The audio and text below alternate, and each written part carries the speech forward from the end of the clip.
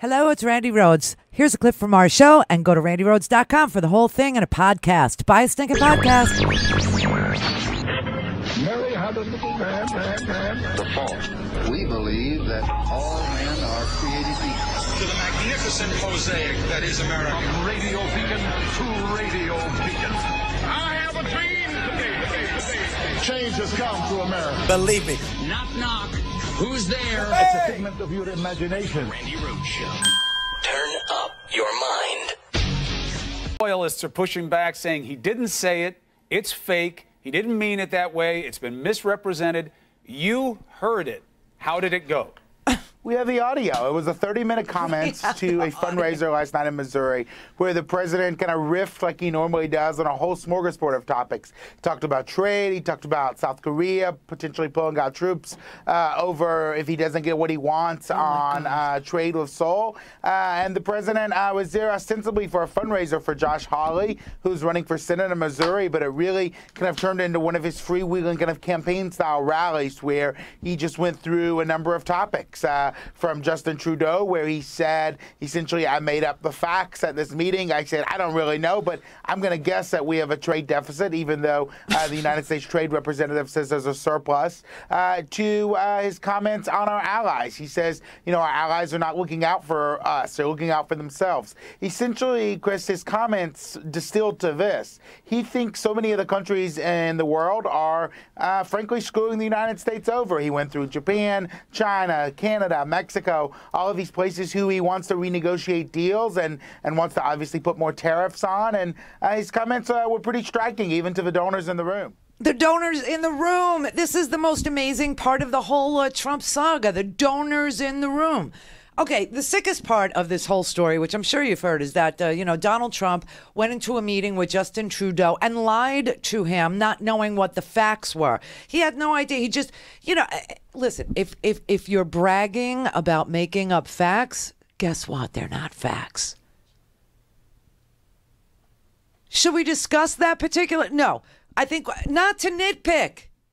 But if he's making crap up, then they're not facts. And he's trying to renegotiate NAFTA with Justin Trudeau. Now, who goes into a negotiation with a neighbor, no less, where you have a trade surplus and lies to that person and says, no, we have a trade deficit. We have a trade deficit. And Justin Trudeau's like, no, you're wrong.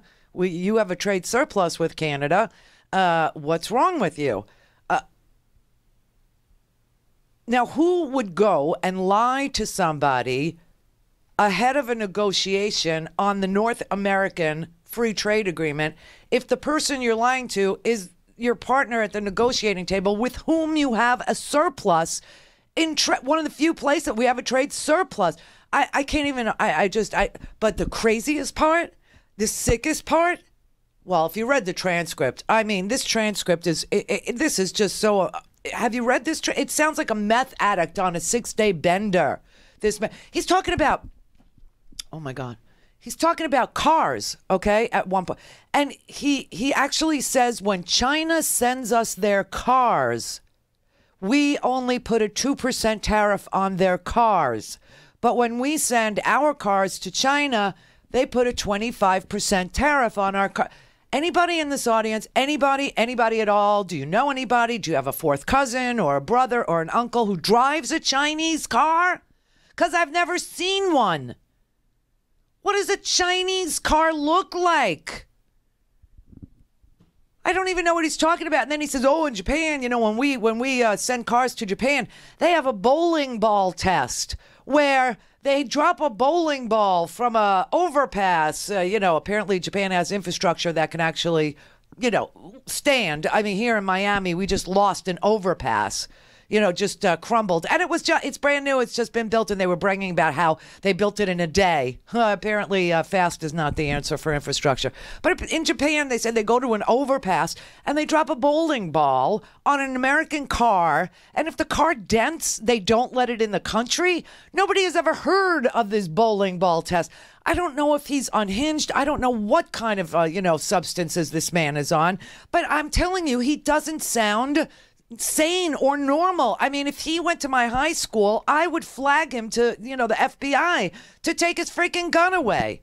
I mean, but the sickest part, the most ridiculous part, the most bizarre part of the whole story of Trump lying to Justin Trudeau about finances, which is easily, demonstrably provable, is that he stood in front of a bunch of Trump donors and babbled incoherently, just like that 75-minute thing that we saw the other day for Ricksack in Pennsylvania, right? Just did that for, God knows, 75. It's 17 pages long, this transcript. God knows, it's unbelievable to read it. And he was bragging to them about how much he lies, and then they all gave him money. Oh my freaking God. Now I could play you there's an act. He's denying that he said any of this, but the Atlantic actually recorded the donor dinner. It's like Mitt Romney with the 47%, except he knew that there were press in the room. He actually said it. Now this audio is really, really stinking bad. That's why we actually took the transcripts and all this stuff. He was saying, so Justin, I don't know why he feels so familiar. But he, instead of saying, I spoke to the prime minister, whatever, he says, so Justin, he comes in to see me. And, he's a nice guy. He's a good looking guy. What in the world? Is he, I don't know is he closeted? Why is he always commenting on how other men look?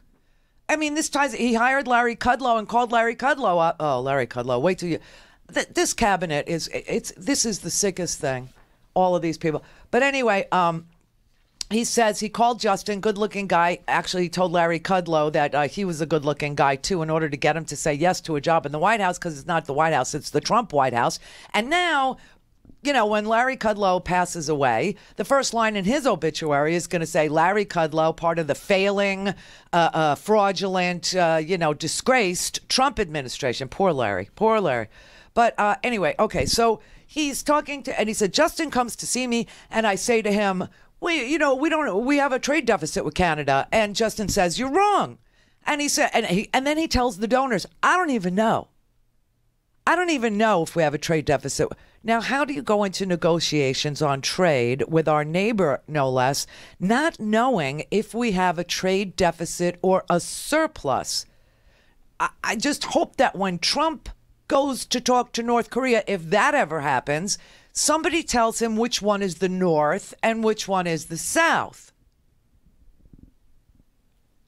But he's now defending, in light of a freaking tape, just like with the Access Hollywood tape, he goes, that wasn't me on the tape. In light of a tape, he actually tweeted out that that he didn't say what I'm about to play you. He said, now it's terrible audio, so listen. I would have opened the show with it if it was good audio, but it's terrible audio, and I didn't want you to think we were having problems. So the problem is reporters really need to get better recording devices. But here's a little story here. Trudeau came to see me. He's a good guy, Justin. He said, no, we have no trade deficit with you. We have none. Donald, please, nice guy, good-looking guy, comes in. Donald, we have no trade deficit. He's very proud because everybody else, was getting killed with him. So he's proud. I said, wrong, Justin, you do. I didn't even know. I said, wrong, Justin, you do. He goes, so Justin comes in, good-looking guy, blah, blah. Oh, I don't know.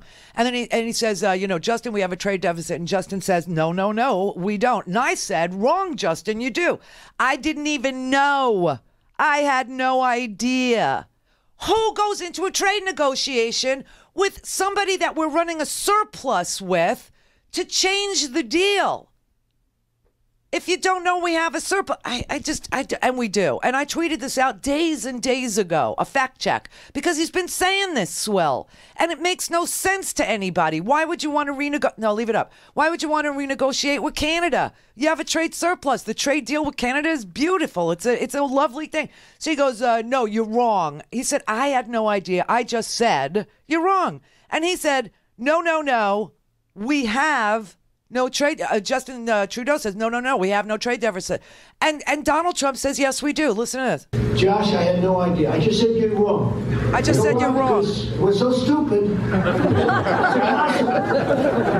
I thought they were very smart. I said, you're wrong, Justin. You're wrong. He said, no, we have no trade deal. I said, well, in that case, I feel differently. He says, well, in that case, and Justin Trudeau says to him, no, we don't. And he goes, well, in that case, I feel differently. And now he's going to say, I said, but I don't believe it. So I sent one of my guys out, his guy, my guy. They went out. I said, check, because I don't believe it. I said, but I don't believe it. I sent one of our guys out, his guy, my guy. They went out. I said, check, because I can't believe it. Well, sir, you're actually right. We have no deficit, but that doesn't include energy and timber. I'm talking about Canada. You know, a lot of timber companies. And when you do, we lose $17 billion a year. Okay, so now he says his guy and Justin Trudeau's guy come back. No, leave that up. His guy and Justin Trudeau's guy come back and they go, well, sir, you're actually right. We have no deficit. What? He said you did. But that doesn't include energy and timber. And when you do, we lose $17 billion a year. It's incredible. That's a lie, too. I don't even understand the story. His story is he sent two guys out, one from Trudeau's Canada and one from the United States, our trade representative, and they go out and they check it. And they come back and they tell Donald Trump there is no deficit. Donald Trump characterizes this as, well, sir, you're actually right. We have no deficit. And then he lies and says, but that doesn't include energy and timber. And when you do, we lose $17 billion a year. It's incredible. And his freaking donors are laughing at this. Except the truth is, we still have a surplus. We have a surplus with Canada, period, end of story. How do you go into trade negotiations with people and you don't even know the math? Then he doubled down, and you can take it down now. Then he goes, he's threatening to withdraw troops from South Korea if they don't do what he wants them to do on trade deals. If they don't do what he wants on trade deals, so our uniformed military just went from being defenders of democracy and an international order to mercenaries fighting for trade surpluses? Seriously, this man has no clue what he's saying or doing or threatening to do or lying about doing. This is unbelievable. And so now he's running around trying to get rid of everybody who disagrees with him in any way, shape, or form. Everybody's got to go because he suddenly feels emboldened and he wants to operate as a unitary executive. He wants our soldiers to be mercenaries. He wants our soldiers to be mercenaries for the price of a refrigerator or the price of a washing machine or the price of a color TV. They're going to stand on that wall and not, keep order and protect democracies around the world like South Korea, who lives next door to one of the most heinous, repressive, you couldn't even call him communist. I mean, this is like a dark, dank, abusive, violent death camp. The whole country is like a death camp. And our troops stand in the demilitarized zone protecting a democracy, South Korea. And we trade with, and now all of a sudden our troops they're going to be used as pawns who are protecting a democracy unless South Korea sells us a refrigerator at the right price. Honestly, what is going on here? This is amazing. And then they give him money. That's the sick part. This whole room of people gave him money. He was ostensibly there to campaign against Claire McCaskill with some Republican candidate who wants to run against Claire McCaskill. I got to tell you, the idea of nobody calling him out on anything deeper than, lying is bizarre because this man is dangerous, scary, frightening, and wrong. Clear for takeoff. Randi Rhodes Air Force. Air Force. RandiRhodes.com. Mitchell Gold and Bob Williams introduces its Spring 2018 home collection of classic, modern, and new traditional silhouettes in a vivid spectrum of colors, textures, patterns, and prints. The new spring collection features a modern slant with clean-lined and comfortable styles that pay tribute to iconic American designs from the mid-century to the late 1970s. Experience the new collection in comfort at a signature store near you, or peruse the entire collection in e-catalog online. Find a store and shop online at mgbwhome.com. Join the Mitchell Gold and Bob Williams Comfort Club, a customer loyalty program that offers you 20% savings every day with exclusive access to special member-only offers and services like complimentary in-home design. It's free. It's easy to join. Sign up now. Start saving today at a Mitchell Gold and Bob Williams signature store near you or online at mgbwhome.com. Hey everybody, it's Brett from the Randi Rhodes Show. Independent media is the future, and Randi's leading the way. And it's ironic, the more freedom she gained, the more expensive it got. It's crucial now, more than ever, to keep this show pure and free of corporate influence so Randi can tell the hard truths. The first step to change is an unbiased media, and for that, we need your help. So please, go to randirhodes.com/support and subscribe, you bastards.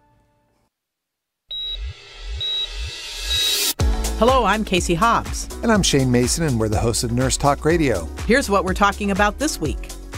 We have to address entitlements, otherwise we can't really get our handle on our future debt. There's two things you need to do to get the debt under control. Number one, grow the economy. This tax cut bill will help do that. Number two, reform entitlement programs. It's unfortunate that our health care bill, which passed the House last May, didn't get through the Senate, but we need to revisit that issue because that's key entitlement reform. And then back to the welfare issue. We right now are trapping people in poverty, and it's basically trapping people on welfare programs, which prevents them from getting to hit their potential and getting in the workforce. The problem we're going to have with a faster growing economy, it's a good problem, is we're going to need more people working. And so we need to work on our welfare programs so that we can ease the pathway and reduce the barrier from getting people from welfare to work. That's very significant entitlement reform as well. And so that's something we're going to tackle next year. Coming to a theater near you, Paul Ryan's lie about entitlement reforms. Donna, dispel the myth about this once again. OMG. I'm telling you, I listened to that and I think, seriously, he has this terrible view of people who are struggling in this country, that they ought to be somehow incentivized to work by having more financial trouble than they already have, trying to just survive. And, to think. All things Randi at RandiRhodes.com. Go for launch. Speaking truth to power, the Randi Rhodes Show. I wish Rex Tillerson well. Gina, by the way, who I know very well, who I've worked very closely, will be the first woman director of the CIA. She's an outstanding person who also I have gotten to know very well. So I've gotten to know a lot of people very well over the last year. And I'm really at a point where we're getting very close to having the cabinet and other things that I want.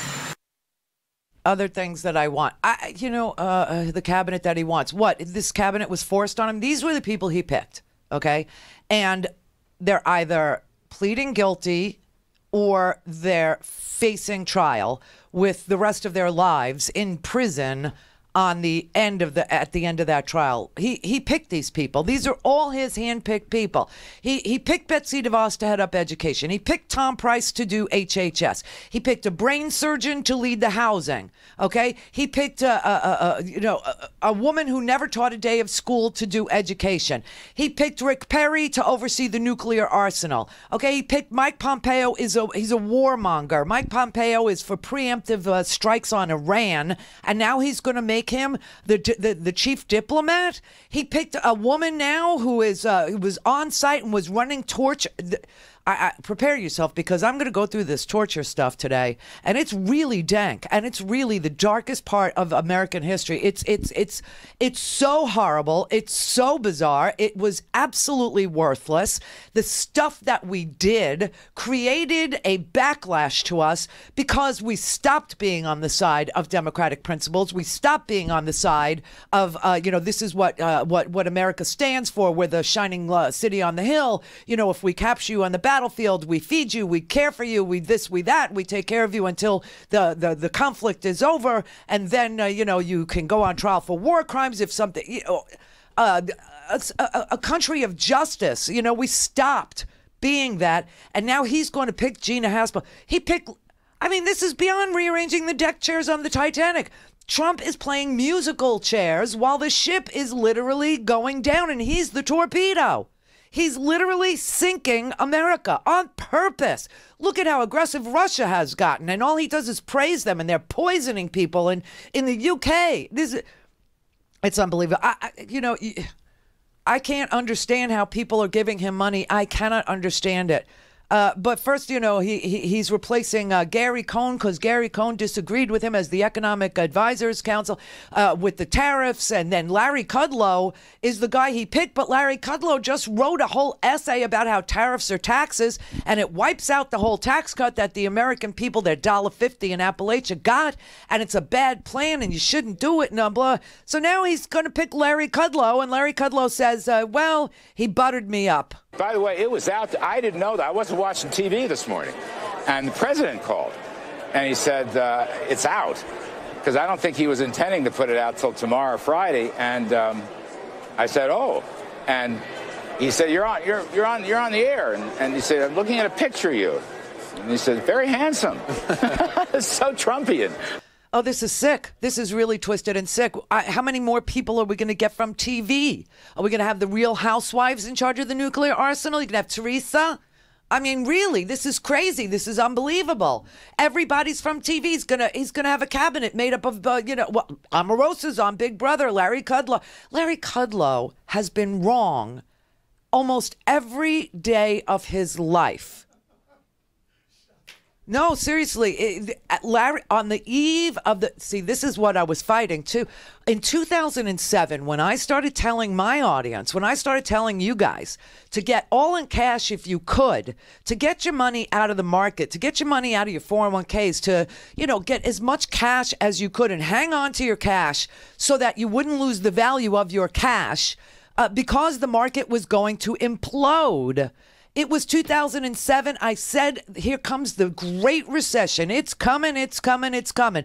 There is something evil and unholy going on in the housing market. Something really, really sad and sick is about to happen. And everybody's, finances are going to blow up if they're in the stock market. And especially people who decided mortgages were the safest thing you could invest in. People who bought into those funds were going to get killed, okay? Larry Kudlow, on the eve of all this, in 2007, when I was telling people we're in a recession and this is starting and the jobs were starting to bleed and the stock market, Larry Kudlow said, quote, despite all the doom and gloom from the economic pessimistas, that was me, the resilient U.S. economy continues moving ahead. He wrote this in the National Review, if you want to go check it out. December 7th, 2007. He said, all the people that are reporting this gloom and doom forecast, they're all going to wind up with egg on their faces. He called people like me bubbleheads. He said, anybody who's warning you about the housing bubble, listen, you should look at the very positive news in housing. The news in housing, the positive news in housing will be a cushion for the falling home sales and falling home prices that the people are seeing. Right? It's a cushion. There was new, wonderful news. And he was getting information from people like Wells Fargo and Countrywide who were perpetrating this disaster upon the American people. He said that, quote, this is what he said, there's no recession coming. And I used to take phone calls from the people that would listen to this maniac, listen to Kudlow, and they'd call you, there is no recession. A recession is 2 quarters of negative growth, and we haven't had that. I go, meanwhile, we're bleeding jobs, we're hemorrhaging jobs. The price of my house just tanked. You know, I was living in New York and I still had my house in Florida. And that was my source of wealth, was my one house, which most Americans rely on to have some stake in the future, to leave to their kids, whatever. And the price of my house kept falling and falling. And that's why I couldn't sell it. I just refused. I refused to sell my house at less than I paid for it. And I kept talking about it and talking about it. He wrote, there is no recession coming. The pessimistas are wrong. It's not going to happen. The Bush boom is alive and well. It's finishing up its 6th consecutive year with more to come. Yes, the Bush economy is the greatest story ever told. That's what he said in 2007. But hey, that's not the only time Larry Kudlow ever got it wrong. Larry Kudlow is a flawless malpredictor. He's spectacularly wrong. In fact, if you do the opposite of what Larry Kudlow tells you to do, you'll end up being okay. And by the way, he's not trained in economics. You know that, don't you? He's a cable TV host whose shows have failed spectacularly. Now he's a guest. Every show Larry Kudlow ever hosted went belly up. Every single one of them. It's not even a show anymore. You know, Kramer was the standout guy because Kramer and Kudlow used to do, and then, Kramer separate, and he did Mad Money, right? And he's Jim Kramer.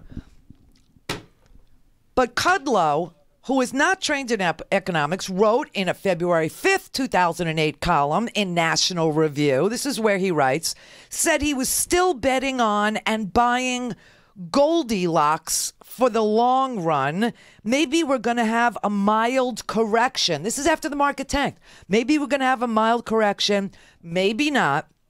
I'm going to bet that the economy will be rebounding sometime this summer, if not sooner. We're just in a slow patch. That's all it is. Nothing to get up in arms about. This is a period in time when the economy imploded. People lost 40, 50% of their 401ks. The value of their house tanked. They were upside down in loans because they thought they had X amount of equity built up in their houses. They borrowed that limit, and then their houses weren't worth what they borrowed. And not only were their houses worth less than they thought, but now they owed more money than they could get out of their houses. 800,000 jobs a month were hemorrhaging from the economy. People were getting laid off in droves. Banks were going belly up. And he's writing, move along, nothing to see here. It's a minor correction. That's how wrong Larry Kudlow has been. And that's just recent history. But he'll fit right in with this Trump, cabinet, because we got a talk radio host who is not a scientist, who's heading up the agriculture department. We got a brain surgeon in charge of housing and urban development. He wanted his personal pilot, and God knows maybe he'll still do it, to be the federal aviation secretary. He's got a party planner, a bartender, a Meineke car care branch manager, and a cabana boy, all with plum jobs in the administration. Now he's going to bring in Larry Kudlow to advise him on economics. No wonder he doesn't know we run a surplus with Canada. And he's going to negotiate the North American Free Trade Agreement. He's going to negotiate and get us a better deal when we're running a surplus with the trade deal we already have with Canada. What the F, people? This has got to end. And just so you know, in 1993, when Clinton was president, and Clinton raised taxes ever so slightly, and the economy took off and expanded month after month after month, and GDP grew and grew and grew, and this economy added 21 million new jobs. Larry Kudlow said, quote, "There is no question that President Clinton's across-the-board tax increases on labor, capital, and energy will throw a wet blanket over the recovery, which we had to engage in because Bush 1 left us a disaster of an economy. Bush 2 doubled down on daddy and caused the greatest depression if you lost your house, a recession if you didn't. But he said, Clinton's across-the-board tax increases on labor, capital, and energy will throw a wet blanket over the recovery and depress the economy's long-run potential." Here's what really happened. The economy went into an 8-year expansion. 8 years and 21 million new jobs were added. In 2001, he wrote in the National Review. This is the only place Larry Kudlow is anybody. The National Review, they love him. He wrote about the tax cuts. George Bush's tax cuts, he wrote, faster economic growth and more profitable productivity returns will generate higher tax revenues. Yes, cut taxes and it'll result in higher tax revenues. How do you collect less and end up with more taxes? I just don't. But he said that's what's going to happen, and future budget surpluses will rise. Well, of course, tax revenue falls, and the budget went from the Clinton surplus and the expanding economy to a great recession and deep deficits. Always freaking wrong. 2002, on Iraq. Larry Kudlow was arguing for the invasion. Let's go to Iraq. In the National Review, he wrote, the shock therapy of decisive war will elevate the stock market by a couple thousand points. Larry Kudlow was agitating for the invasion of Iraq based on stock market returns, except that, however disgusting that is, because this is what Trump is saying. He's going to pull our troops out of North Korea if we don't get a decent price on a refrigerator? Holy crap. But this is where he gets it from. Well, when Larry Kudlow predicted that if we invaded Iraq, the stock market would increase by a couple thousand points, he was spectacularly wrong again. The stock market fell. The Dow Jones didn't get that couple of 1,000-point elevation for years, and $6 trillion in deficits. 2009, Larry Kudlow says, quote, President Obama is waging war on investors. He's waging war against businesses. Inflation is going to ratchet higher. The stock market and corporate profits will tank. The stock market under Obama and corporate profits under Obama rose to record levels, and inflation stayed historically low, which is why your interest rates are so low. You could get a home mortgage at 3. If you have good credit, you can get it for 3.25%, 4% if you're right in the middle of the road. History is repeating itself. This is unbelievable. So now he writes in December, after the Trump tax cuts, I dismiss the dreary mainstream forecast. I predict annual growth as high as 5%. That is a complete and utter repeat of his 2002 prediction about the Bush tax cuts. Oh, my God. And this is our new economic advisor. And then over in the CIA, we're going to put the torture queen. We're going to put, and let me tell you something. These people, these Republicans, I swear to God, it doesn't matter who you are or what you did or the blowback that this country suffered because we did what we did in black site prisons, because we were kidnapping people from all over the world, because we were torturing them literally to death, putting guns to their heads, putting them in coffins. Oh, my God, the crap that we did. And most Americans don't know it. Most Americans have no idea. You know, you'll listen to these ridiculous Fox News people, and they'll sit there and they'll go, so what if we poured some water in your face? You have no earthly idea what the F you're talking about, because you refuse to see the truth. And so those who don't know recent history, they're doomed to repeat. Larry Kudlow, for one, he's going to repeat this economy. Oh, Jesus God. But yeah, so on the 5, they're praising this Gina Haspel woman. They love her. They don't even know who she is, okay? The first photographs of her just recently were released. Nobody even knew who she was. Now all of a sudden they love her. Why? Because Trump picks her to head CIA?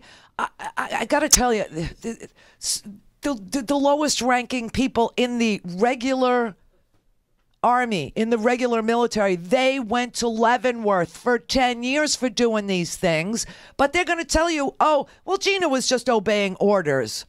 There were no orders to do this. They're going to have great leadership at state, and I love this woman. I believe her name is Gina Haspel, who's now going to lead the CIA. And, people are saying that she was in charge of these black sites where there was torture that was happening. She was just following orders. She didn't design the interrogation program. She was doing what she was told to do, and she's going to be terrific. And it's a real historic moment for a woman to lead the agency. Greg. I think she should be proud of what she did. She has to make decisions that a lot of her critics don't have to make. She answered the call, and that call forces you to make decisions that could put you in jail. That's right. They could put you in jail because it's obvious these were illegal things that were going on. The CIA opened their... I'm just going to give you a little heads up because I'm going to read this. I'm going to read from the torture report that was classified until 2004. 2004, we got an unclassified version. I bet you nobody in this audience has ever looked at it. 537 pages that I've read so many times I can't even tell you, and it makes your skin crawl. But they were making this up as they went along. They opened the first black site prison in Thailand. Abu Zubaydah was the first person they tortured. He had no information, but they tortured him endlessly. And what they found when we went back and looked at it was not only were these interrogation tactics ineffective and just cruel and produced nothing, but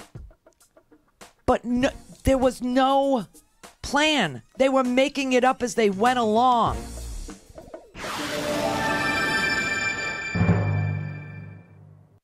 To speak to Randi, call now, you bastards. 561-270-3844. Hello. The Randi Rhodes Air Force. Herky Jerky has a screaming case of March Madness, so let the games begin. Try Herky Jerky's delicious game jerky and meat sticks. All Herky Jerky staples for more than 25 years. They're talking about their famous buffalo, elk, and venison, which contains less fat and carbs than beef. And because theirs are farm-raised and grass-fed, they don't have that woodsy taste like some of the other kinds. If you've never had buffalo, elk, or venison meat, it's time to give it a try. They're healthy, they are tasty, and this month, all of the game jerky packs are $5 off. The venison sticks come in hot and mild, and they were once voted best in the country at a major food show on the West Coast, and from that point on, it's been their best-selling item. Whether you're already a fan of game meat or have never tried it, now's the time to take advantage of the savings. $5 off all month long and free shipping with 2 packs or more of anything in the store, including the beef, the bacon, and the turkey, too. No promo code needed. Just try some today. Go to herkyjerky.com.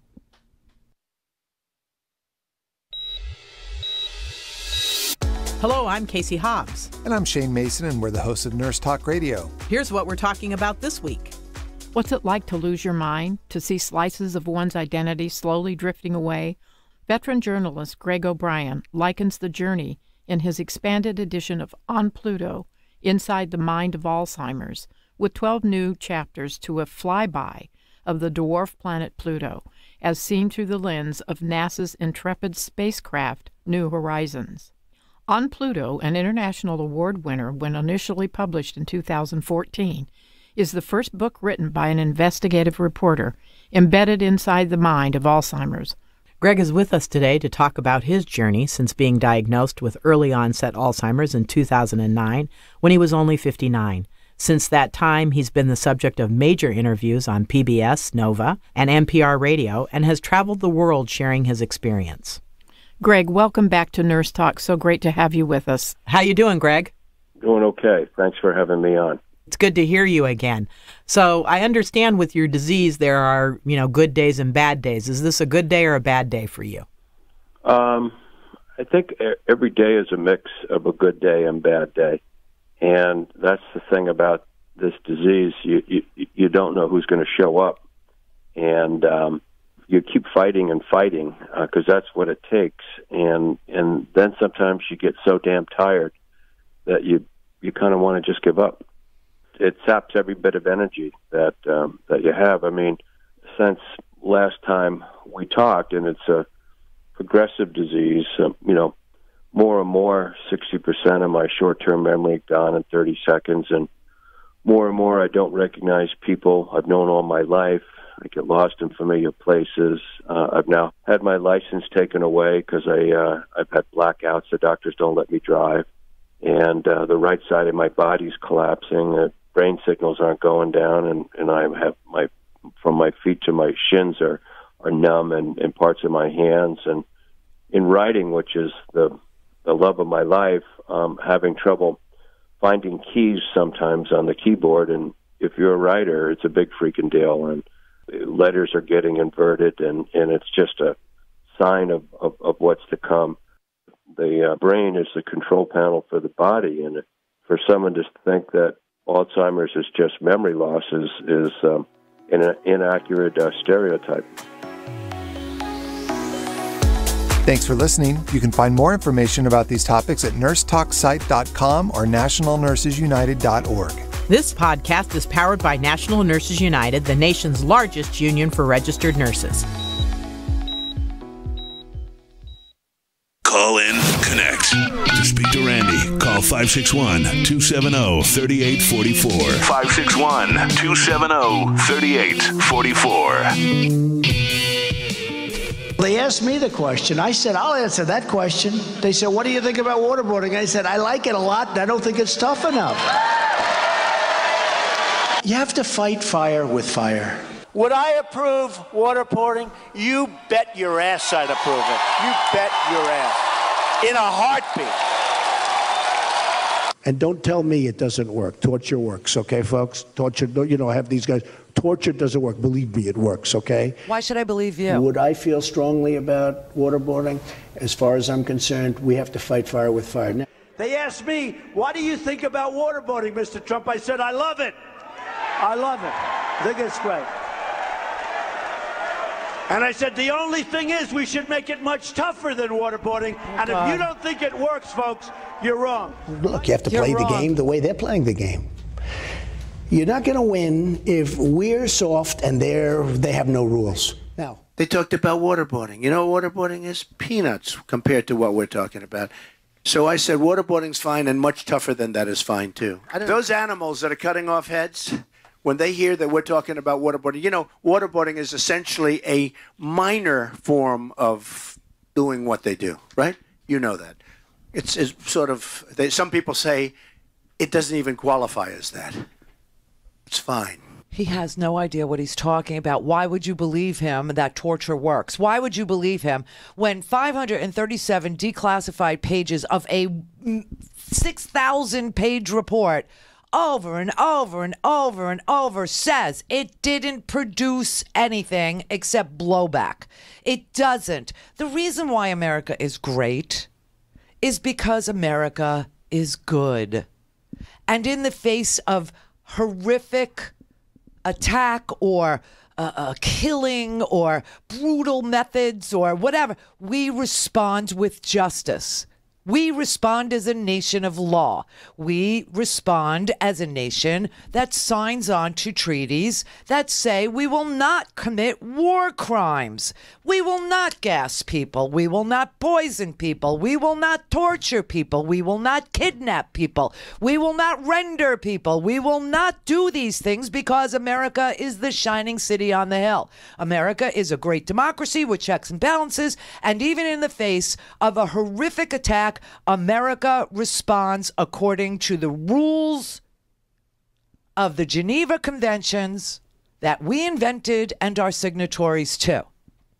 This man is so careless with our stature, with our standing in the world, trying to make our soldiers into mercenaries to get a good deal on a refrigerator or a good deal on a Kia. I mean, this is just ridiculous. Doesn't know we're running a surplus with Canada, but is going to be the chief negotiator in a trade deal with Canada that benefits us to the tune of $12 billion a year. This is madness. And then you believe me. Believe me. I don't believe you. I believe what history clearly shows about torture. It's evil. It produces nothing. It's unholy. It's in violation of Geneva Conventions, and the fact that we had torture going on, the fact that we had a name for it, enhanced interrogation techniques, tells me that America was embarrassed that it did it at all. This is one of the darkest periods in American history. Not just the invasion of Iraq, an unarmed nation with a two-bit tin pot dictator that we propped up for God knows how many years. And that when that man was caught, he was a cowering little simp in a hole, in a farm, in the desert in Iraq. Oh, my God. And we spent $6 trillion offing him because it was between the brothers, Kay. You know, it was a father and son, a thing with, W and his son, honest to God. But I tell you, this report on torture should make your hair stand on end, because what it says is that in spite of every disgusting thing that they invented on the fly, it didn't work, and it spread. And that is how it ended up in Iraqi prisons. That is how it ended up in the Abu Ghraib prison, with the naked and the piling on and nobody approved this. All right, I'm just going to start here. I'll start with the first interrogation center that we built in Afghanistan. Now, I only know this. This is a completely redacted report, but remember that this report came out in 2004, and the declassified version, so I could read it. And the detention centers all have color codes. All right. So, for instance, green is Thailand, and cobalt is Afghanistan. So I know this now, okay? Blue is Poland.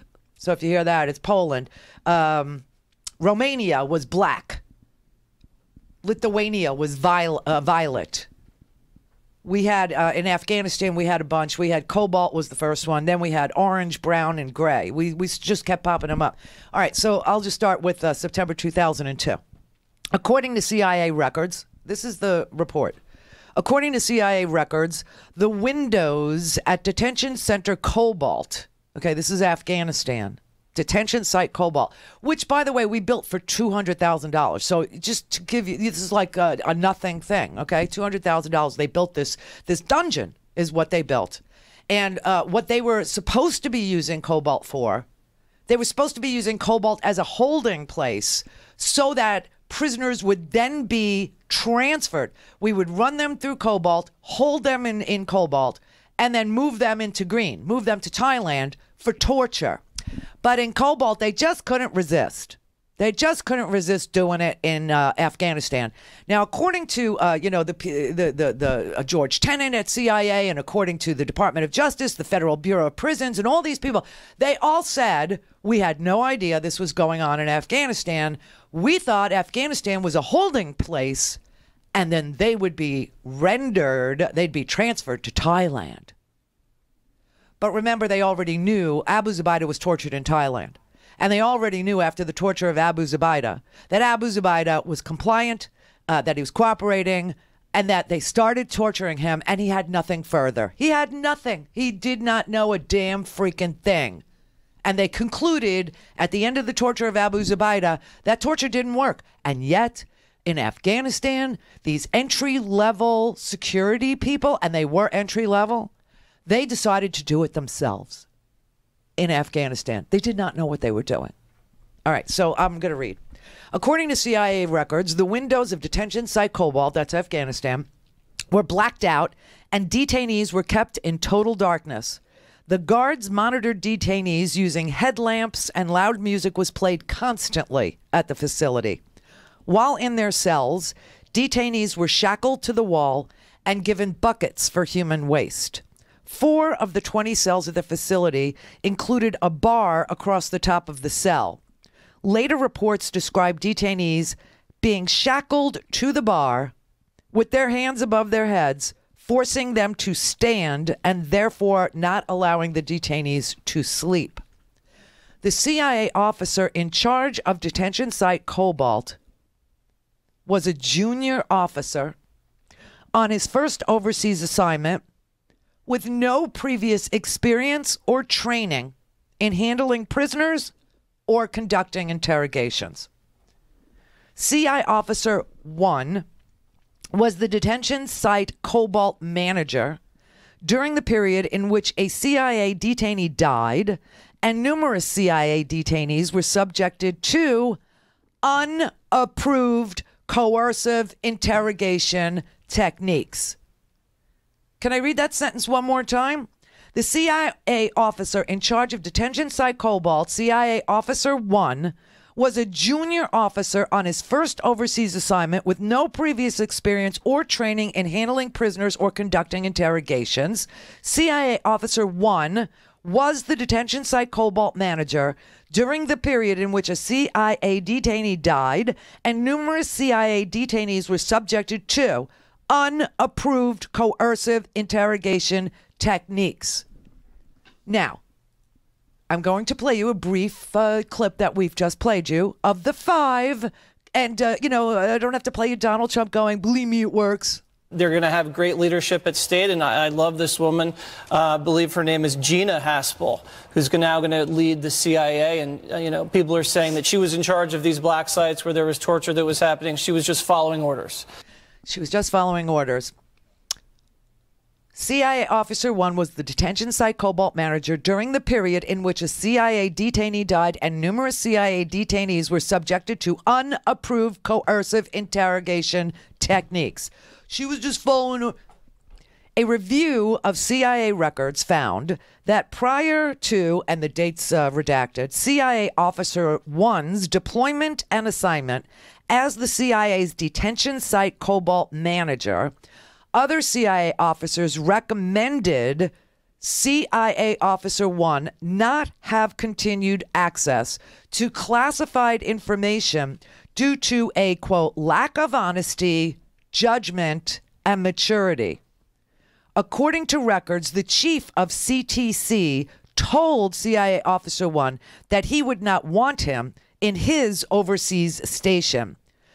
A supervisor officer assessed that CIA Officer 1 has issues with judgment and maturity, and his potential behavior in the field is also worrisome.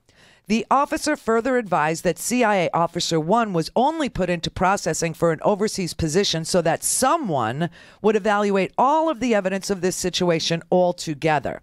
The officer further noted that CIA Officer 1 might not listen to his chief of station when he was in the field. And then the OIG, at the CIA said, literally a detainee could go for days or weeks without someone looking at him. And the team found that one detainee was, as far as we could determine, chained to a wall in a standing position for 17 days. According to a CIA interrogator, the detainees at detention site Cobalt literally looked like dogs that had been kenneled. But the OIG determined, and this has, if she was in charge, then she's that. It's good for interrogations because it's the closest thing we have to a dungeon.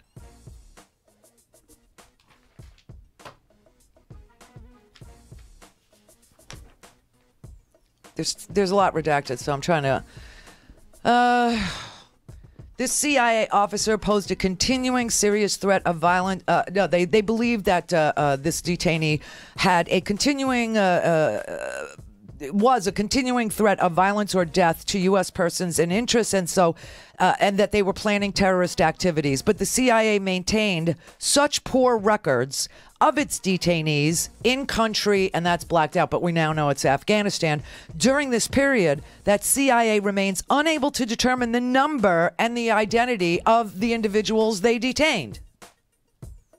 So they were telling one thing to the people back home in their cables. They were like, oh, no, this person, is a clear and present danger, a threat, got information, is planning further. But they didn't even know who these people were. They kept such poor records. They had no earthly idea who they were holding, what information they might have. No one had any experience in interrogations. No one had any experience in, and yet they were running a dungeon going, hey, this is good because their expectations are that we're going to treat them like this. So let's meet their expectations. That's exactly what they were saying. So when we come back, we'll look at the first CIA detainee to be held at detention site Cobalt and why they were saying that they needed to torture this guy in spite of the fact that they had already finished torturing Abu Zubaydah and got absolutely nothing from him in Thailand. And then you'll go and you'll learn to find out that nobody at CIA, George Tenet included, thought that torture was going on there. Nothing was authorized. Nothing was ordered, obviously. They thought it was a holding prison and that they were transferring these people to someplace else. But no, it was a torture center run by people who were designing it on the fly.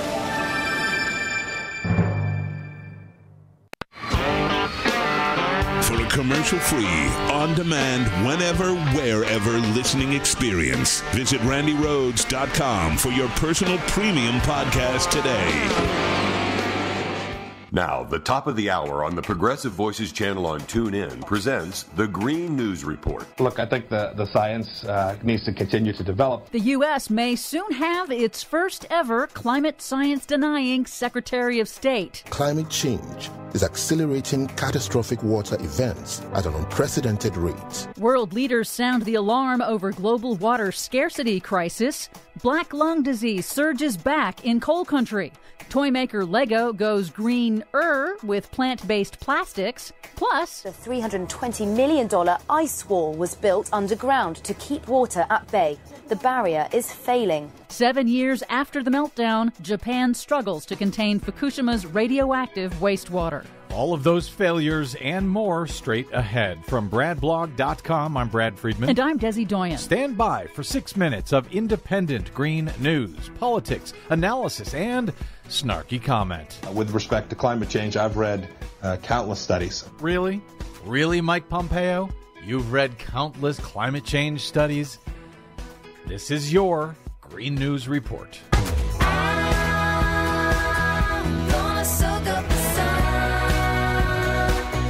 Okay, Desi Doyen, my world is turned upside down because I'm actually sad that the former CEO of ExxonMobil will no longer be our Secretary of State. Yep, indeed. This week, President Trump fired U.S. Secretary of State and, as you mentioned, former ExxonMobil CEO Rex Tillerson and nominated current CIA Director Mike Pompeo to replace him. And that spells bad news for what is left of U.S. climate policy. While Tillerson did much to undermine the State Department and U.S. climate action, at least he accepted climate science and he advocated for the U.S. to stay in the United Nations Paris Climate Agreement. But Pompeo supports Trump's decision to withdraw from the global accord, and if Pompeo's nomination is confirmed by the U.S. Senate, he would be the first climate change denying Secretary of State. And make no mistake about it, this guy is really a climate science denier. Yep, in a 2013 appearance on C-SPAN, back when he was a Kansas congressman, Pompeo denied the global consensus among climate scientists on dangerous climate change. Look, I think the science needs to continue to develop. I'm happy to continue to look at it. There are scientists that think lots of different things about climate change. There's some who think we're warming. There's some who think we're cooling. There's some who think that the last 16 years have shown a pretty stable climate environment. Okay, that's classic climate denierism right there. This is Mike Pompeo. He was from Kansas, Koch brothers country, a former Tea Party congressman. Do you suppose that his climate denialism has anything to do with the fact that he wouldn't be there but for the Koch brothers? It seems pretty darn likely. And as if to underscore the importance of the international impacts of climate change, a new joint report released on Wednesday from the World Bank and the United Nations warns that the world faces a looming global water crisis. Because global warming is altering rainfall patterns around the world, the report projects that by 2030, more than 700 million people will face intense water scarcity, potentially triggering conflicts over water resources, especially in volatile regions. Oh, I'm sure Mike Pompeo has read that report, and he's seen the ones that contradict it, and so he's going to do nothing about it. Yeah, he's not going to help negotiate or deal with this international security issue as Secretary of State. As Secretary of State. Here in the U.S., federal scientists say black lung disease has surged again in coal country. Black lung is a terminal lung disease that afflicts coal miners who breathe in coal dust. It had been in decline for years, but in a survey of medical records in Appalachian states, the scientists discovered the largest cluster of advanced black lung disease ever recorded. The scientists say they were surprised to see the advanced black lung disease even in young miners in their 30s and 40s. The researchers suggest that as Appalachia's coal coal deposits become depleted, miners are being exposed to more fine particle silica dust found in deeper coal seams. Oh, no, you mean clean, beautiful coal. Sadly, no. Meanwhile, in Japan, this week marked the 7th anniversary of the historic earthquake and tsunami disaster that caused the meltdown of 3 nuclear reactors at the Fukushima Daiichi nuclear power plant. Plant owner TEPCO announced this week that a $320 million underground ice wall is failing to stop groundwater from seeping into the plant, and that's preventing the company from removing melted radioactive fuel at the site. And it could undermine the entire decommissioning process for the plant, already projected to take 30 to 40 years. But there is a bit of good news. The maker of famous Lego toys is going greener. The Danish toy maker will phase in its first ever Lego bricks made entirely from plant-based material, bioplastic made from Brazilian sugarcane. Starting this year, they'll add the new pieces with the goal of transitioning to 100% sustainably sourced plant materials for all of its building bricks. It is still a type of plastic, but switching from oil-based to plant-based plastics will cut Lego's carbon footprint by about 70%. Well, we will take whatever we can get at this point. For much more on all of these stories and the ones we couldn't get to today, check out our website at greennews.bradblog.com. Find us, follow us, and share us worldwide on the Facebooks and the Twitters at Green News Report. I'm Brad Friedman. And I'm Desi Doyen. And this has been your Green News Report. Everything is awesome. Everything is cool when you're part of a team. Please help Progressive Voices support the Green News Report by stopping by bradblog.com/donate. $0.5 trillion of how much of that was going. Right now, more money has been spent on stock buybacks by CEOs than has ever been given to workers in these publicly announced piddly-ass bonuses. So it was a great campaign, and the labor movement carried him across the finish line, and he's the kind of candidate we need more of across the country. I agree. Let's go to line 5 in Oregon with Rick. Rick, good afternoon. Question or comment for President Girard? Yeah, really glad to talk to you, and I think you hit the nail right on the head. But I think we don't really need a complete, even playing field, because our steel production and our quality of our steel is, like you said, far superior to any of this Chinese crap or any of this other country's steel manufacturing. So I think it's going to be impossible to compete with the labor market of China or Mexico, but the quality of our steel is going to be superior, and we'll be able to sell the steel to China because of the crap that they put out. When they use in their infrastructures is going to they'll have the same results that we had on the Bay Bridge. That's one point. The second point is any type of steel construction in the United States must use only U.S.-made steel. Like Trump had that pipeline, and he made an exemption for the pipeline to utilize Chinese steel. This is a travesty. It's a very good point that you make, Rick. Thank you for your call. Leo, do you want to respond to that? I've said before, I said it on Brett Baer's show on Fox a couple of weeks ago. When you buy 3 T-shirts for $10 made in China, they fall apart after one wash. What do you think happens to the steel that we're putting in our buildings or our bridges or our pipelines? Let me just point out one of the ways they cheated on this stuff. There's a company called Wellspun. The brother mentioned steel for pipelines. There's a company in Arkansas called Wellspun. Wellspun is an Indian-owned company. Wellspun brings steel from India and from China, and they take it to Wellspun and they spin it into pipe and tube, and then they try to sell that as American-made steel.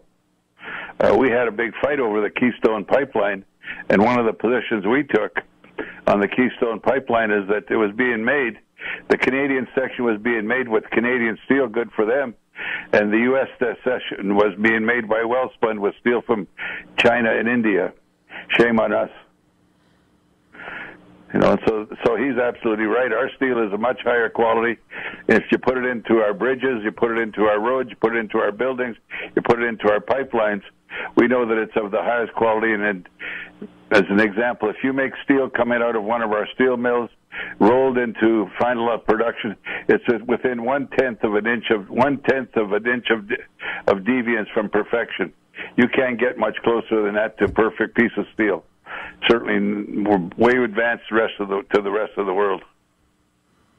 Thank you, Leo. Time always flies. Thank you for Twitter at USW Blogger.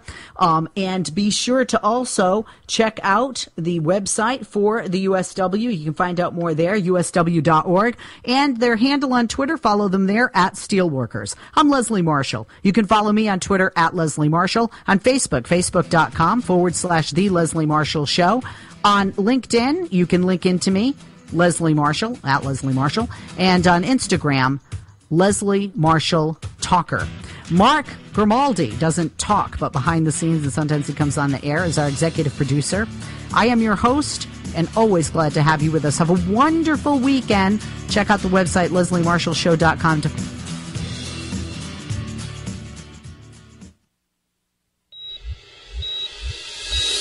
Hello, I'm Casey Hobbs. And I'm Shane Mason, and we're the hosts of Nurse Talk Radio. Here's what we're talking about this week. On another note, I wanted to get to, you had a very interesting haircut recently. I did. And I would love for you to tell that story. Well, I'll tell you what, I didn't know whether to be amused, angry, offended, or insulted or whatever.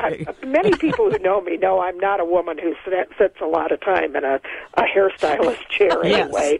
But I went because I finally decided I had butchered my own bangs enough. And so she's cutting away. She's got the scissors and the clippers, and she leans over into my ear and whispers, "You know, we need to cut a little more off the back there. You don't want to have a gay hairstyle." Because God only knows what would happen if you had a gay hairstyle there in Denver. We don't have what in the heck? I thought it would have been the opposite. She cut too much, you'd have gay hair. So, well, the laughter here is good, but we've got one more quick question before we go. Sure. The national single-payer healthcare movement looks good. There's lots of things happening. Talk about Keith Ellison sponsoring SB 676. This is really wonderful news. Keith Ellison, the deputy chair of the DNC, but also terrific congressman from the state of Minnesota, has agreed to be the new lead sponsor of H.R. 676 on the House side. And this is really wonderful news for the single-payer Medicare for All movement. Keith Ellison has been a single-payer supporter his entire time in Congress. He has been just a wonderful advocate for single-payer. Thanks for listening. You can find more information about these topics at nursetalksite.com or nationalnursesunited.org. This podcast is powered by National Nurses United, the nation's largest union for registered nurses. I read the news today, oh boy.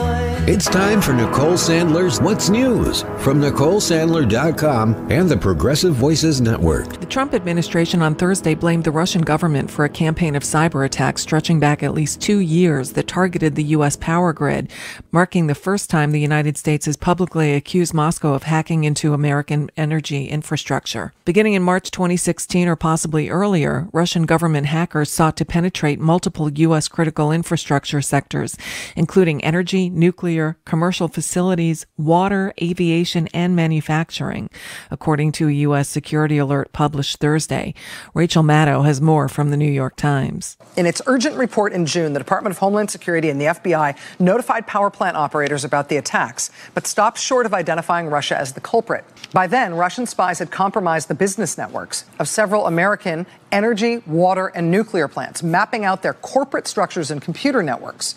They included that of the Wolf Creek Nuclear Operating Corporation, which runs a nuclear plant near Burlington, Kansas. But in that case, and those of other nuclear operators, Russian hackers hadn't leapt from the company's business networks into nuclear plant controls.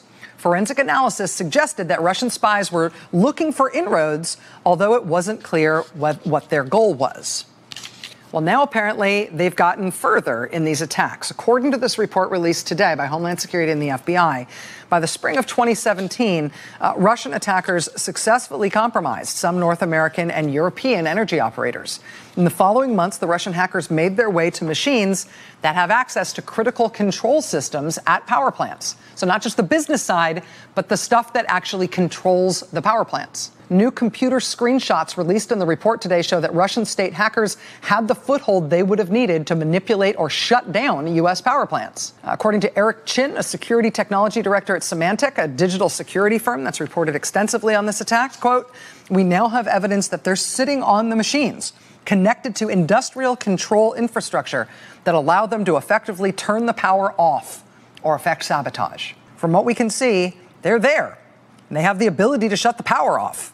All that's missing is some political motivation." Times is also reporting that the special counsel Robert Mueller has subpoenaed the Trump Organization to turn over documents, including some related to Russia. The order is the first known time that the special counsel demanded documents directly related to Trump's businesses, bringing the investigation closer to the president. We learned that in recent weeks, Mueller had sent a subpoena to the organization for documents, including some related to Russia. This obviously moved the investigation closer to the president and, sort of raises questions about why was it that Mueller went with the subpoena? Why didn't he simply ask the organization for the documents? And, where is this headed? Does this show that Mueller is simply still focused on Russia, or is he looking at other matters that the president would consider a red line?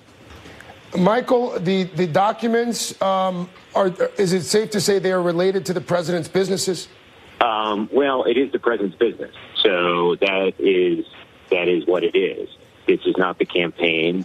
The Trump Organization was not supposed to play a role in the campaign. The campaign was supposed to be the campaign, and the Trump Organization was not part of obstruction that we know of. So those are the two big issues that Mueller's looking at, and he had sent this subpoena to the Trump Organization. So the question is that what is it about? We know in 2017, last year, it came up about Trump Tower Moscow, and that about a deal that was being put together for that the president had signed a term sheet about.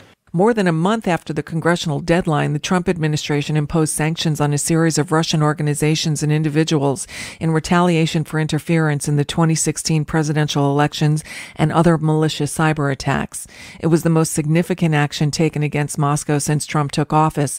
Actually, the only action taken against Moscow since Trump took office. The sanctions came at the same time the Trump administration joined a collective statement with Britain, France, and Germany on Thursday denouncing Russia for its apparent role in a nerve gas attack on a former Russian spy and his daughter on British soil, calling it a clear violation of international law. But the statement included no joint action in response. At least 6 people are dead after a new pedestrian bridge collapsed in Miami at Florida International University on Thursday. The 950-ton structure was built using a method known as accelerated bridge construction, in which most of the bridge was built off-site. It had just been moved into place a few days earlier. Multiple media sources are reporting that Trump has decided to remove H.R. McMaster as his national security advisor and is actively discussing potential replacements. Here's CNN's Dana Bash. Well, CNN is confirming that the president has made the decision to remove H.R. McMaster. What the holdup is 2 things. One is who he's going to be replaced with. That's obvious. But 2, where H.R. McMaster is going to go next, because he is active duty. He's a 3-star. The question has been whether he would be put somewhere, deployed somewhere in an effort to get a 4th star, or whether he would go somewhere else, or whether he would retire from the military completely. And that's a bit of what's news for now. I'm Nicole Sandler. If you appreciate these reports and the Nicole Sandler Show, I hope you'll consider making a contribution. My work is 100% listener funded, and I really can't do it without your help. Find out more at NicoleSandler.com/donate. Mary had a little man. The fault. We believe that all men are created equal. To the magnificent mosaic that is America. From radio beacon to radio beacon. I have a dream. Change has come to America. Believe it. Knock, knock. Who's there? It's a figment of your imagination. Randi Rhodes Show. Here, watch this. There's the act, and there's the cover-up. And the American people are going to learn about both in the interview and beyond. Okay. Michael Avenatti, thank you. That's a deep tease right there. That is March 25th. March 25th. Yeah. Week from Sunday. I'll know where I'll be that night. Yeah. Was she threatened in any way? Yes. Was she threatened physical harm? Yes. Oh, wow. Keep going, Mika. No, I mean, we started the tease and you just... What do you mean by that? Was her life threatened? I'm not going to answer that. People will have to tune in to 60 Minutes on March 25th. Okay, now we're back to the deep tease. So now you're working for Les Moonves. Oh, no. I'm just... There's obviously so much more here. Well, no, so what can you tell us about the threats, the physical threats? I can't tell you anything beyond what I've already said. Again, I think... Can you tell us whether it came from the president directly, the physical threats? I'm not going to answer that. Will you deny that the President of the United States threatened your client? I will not confirm or deny.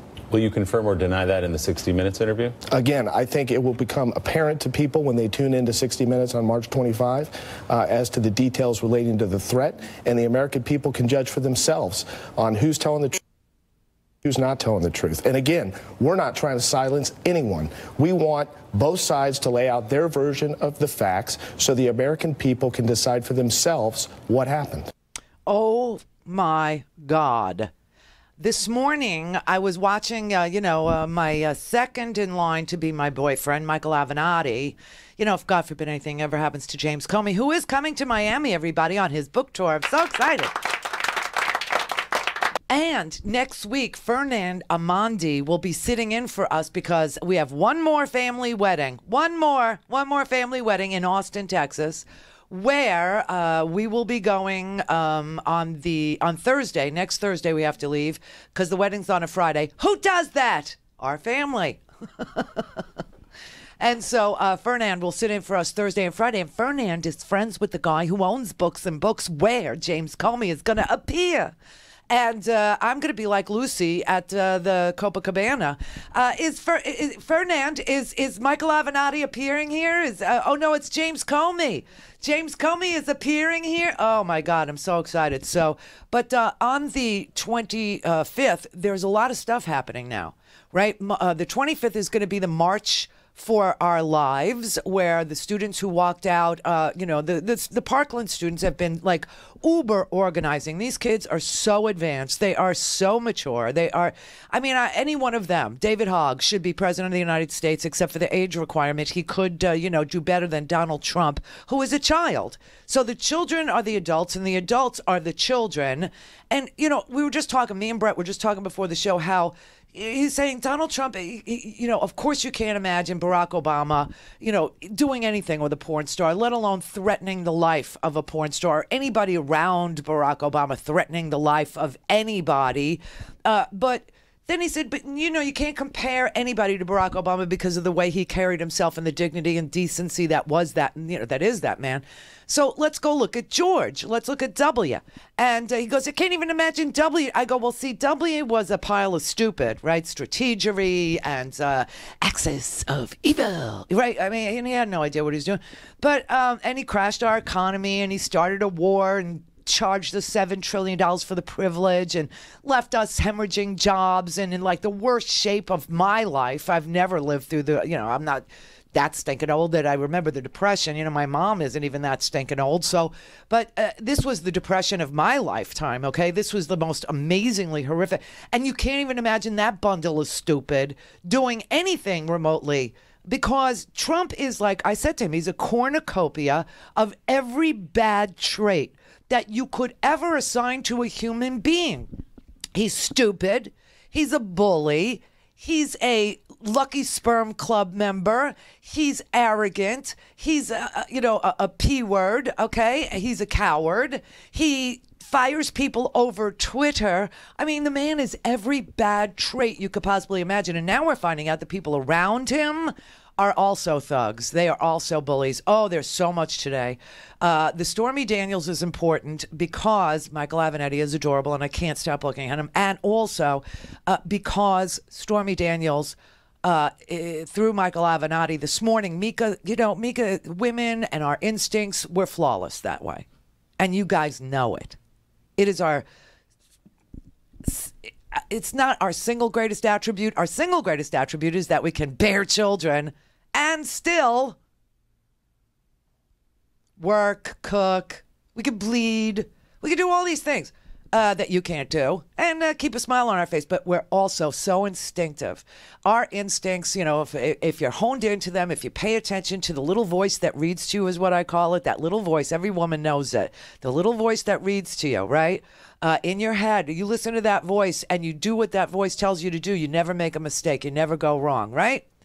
When you ignore that little voice, when you get those red flags inside and somebody inside is telling you, that little voice is telling you, don't do this, don't do it. He's a bad guy, or he's this, or he's that. Or you know that you can't spend that money. This is going to ruin the month. This is going to, whatever it is. And you go against it, that's when you screw up. That's when you're in trouble. And women don't really ask, why is this happening to me? Because we all know. We all know. Even when something hideous happens to us, we know it's to teach us a lesson, because we listen to the little voice that says, out of this sadness, out of this tragedy, out of this loss, out of this, you know, horrendous thing, comes your angel wings, comes something great, comes the light, right? And women know this. Men, you know, not so much. That's why when they get the flu, they're like, I don't feel well. Don't tell anybody I cried. Yeah, we know. But Mika was so intuitive this morning, and I saw her get pissed at Joe because Joe was just being a man and she was being a woman. And the difference is she had an intuitive nudge to ask Michael Avenatti, after listening to this whole story, about why is it so important that she goes to court? Why is it so important that she tells her story? Obviously, America doesn't give a rat's ass that this man is this cornucopia of bad traits, including cheating, including somebody who was in legal documents accused of raping one of his wives, who he cheated on with the second wife, and then cheated on the second wife with the third. Right? This doesn't move America. The evangelicals are like, you know, the worst front-running phonies I've ever seen in my life. I always suspected that of them, but this is now provable. But she had this intuition to ask. And then Michael Avenatti left. You know, they're on 6th Avenue. MSNBC is on 6th Avenue in Manhattan, and CNN is on 8th Avenue. So he left CNN, and, you know, they send a car. I mean, I know the whole thing. You go there in a car. They send a car to your hotel, obviously, and then or your apartment. They take you to the studio. You go into makeup. Then you sit in the green room. And usually, if it's CNN with Jeffrey Toobin, used to be Dr. Drew Pinsky, you know, and it's like a whole green room. But then he went across town and he showed up on CNN, and CNN had heard the MSNBC brilliance of Amika, and Chris Cuomo said, now, what? She was physically threatened? What are you alleging was done to your client in terms of pressure to stay quiet? Well, I'm not alleging anything. I'm stating a fact. And the fact is that my client was physically threatened to stay silent about what she knew about Donald Trump. The details surrounding that, she's going to discuss, I'm sure, on the 60 Minutes interview on March 25. Oh. And the American people are going to weigh her veracity and whether she could be trusted, whether she appears to be credible, and whether it happened or not. And they're going to learn the details surrounding that. And we're going to let them judge for themselves whether she's being honest. You have to have proof of this. That's why I say it's an allegation. You say it's a fact. The difference between the two, obviously, is proof. And you're saying that she will have proof of the same. When she says I was threatened, she'll say by whom and how. What I'm saying is that she's going to be able to provide very specific details about what happened here. Including who issued the threat. And I am confident, I'm confident that the American people, after this interview, are going to come away and have little to no doubt that this woman is credible, she's telling the truth, and she knows what she's talking about. All right, but just to not dance around that, that means she has to say who issued the threat, because the threat's only as good as its source, right? I think I've answered the question, and right. I think when people tune in on the 25th of March, they're going to know she's shooting straight with it. Oh! Wait, there's more. And this is all before 8:44 in the morning, okay? This is all before, I mean, he's like a freaking one-man army, this dude, okay? He does all this stuff before 9 a.m. Oh, my God. Oh, my God. All right. So Stormy Daniels, according to Michael Avenatti, was physically threatened by somebody in Trump's orbit. It could have been Donald Trump. It could have been the lawyers, plural. Could have been a lot of people, right? Michael Avenatti is also, it's not like he came empty-handed to Chris Cuomo at 8:44 in the morning. No, he brought him something, too. He brought him something very, very special. Just a little something just for Chris Cuomo. We have been approached by 6 separate women who claim to have similar stories to those or to that of my client. 2 of those women, at least 2, have NDAs. We are in the very early stages of vetting those stories. I want to preach caution and restraint. We are not vouching for these stories. We are investigating them. We're not going to stake our reputation on them until we have confidence that they're telling the truth. We have 100% confidence that Ms. Clifford is telling the truth. All right. Got to vet them. That's smart for you and your reputation. Do these women, though, in terms of what their allegations are at this point, before you vet them, do they all involve the President of the United States? Yes. Oh. And only 2 of the women have NDAs with the President of the United States. No, that's not what I said. What I said was at least 2. At least 2. You don't know if the other ones do. Correct. All right, so then we get to the relevance. The so what, now what? Why would the American people care if 6 women came forward and said that they had affairs with the President of the United States? I don't know that they would care. But why would you represent them? In what regard? Well, we haven't made a determination as to whether we're going to represent them. We are in the very early stages of examining these allegations, learning the facts. We're not going to just run off and start making accusations or doing anything. We may not even end up representing them. But I think that I will speculate that ultimately the American people may be interested if, in fact, and it's an if in fact, one or more of these women had a similar circumstance relating to my client as it related to the intimidation tactics, so that's the bullying tactics, and the efforts to muzzle and gag these women from telling their story. Oh, my God. So America doesn't seem to give a rat's ass that this man is this cornucopia of really bad traits, all in one giant, fleshy, orange man. They just don't care. 30% of us don't care. 70% of us do. As he degrades the entire presidency with his TV cabinet and all the other things, all the ancillary things about Donald Trump. But I just wanted to jog your memory just a little bit, because I don't know if you remember this or not. He is now alleging, Michael Avenatti is, that Stormy Daniels was physically threatened by somebody close to Donald Trump to intimidate her, to silence her, to gag her, to mute her, to scare her into silence, on top of an NDA, which Michael Cohen breached when he told the Wall Street Journal that he paid her $130,000 out of his own stinking pocket. Okay? He breached the NDA by disclosing there was one, and that the amount was $130,000, and that he paid her, and all this, right? So it's breached. And that is why I think they feel very secure about going on 60 Minutes, which is already in the can. It's already there because, and now they didn't want to tell us what date they were going to air it on 60 Minutes. But you remember, I was telling you really need to watch 60 Minutes the other day, remember?